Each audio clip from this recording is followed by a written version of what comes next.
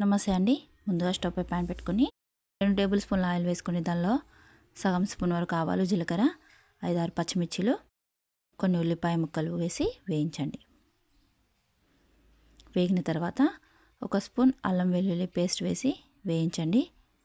కొద్దిగా కరివేపాకు, కొద్దిగా పసుపు వేసి కలిపి ముందే కట్ చేసి పెట్టుకున్న 1/2 కేజీ అలసందల్ని కడిగి ఇందులో వేసుకొని ఒకసారి అంతా బాగా కలిపి మూత పెట్టి ఉడికించండి. మధ్య మధ్యలో మూత తీస్తూ కలుపుతూ ఉండండి. సగం ఉడికిన తర్వాత దానిలో 1.5 టీ స్పూన్ల కారము, 1 స్పూన్ ఉప్పు వేసి కలిపి మూత పెట్టండి. కర్రీ 80% కుక్ అయిన తర్వాత దానిలో 5-6 వెల్లుల్లి రెబ్బలు మెత్తగా దంచి వేసుకోండి.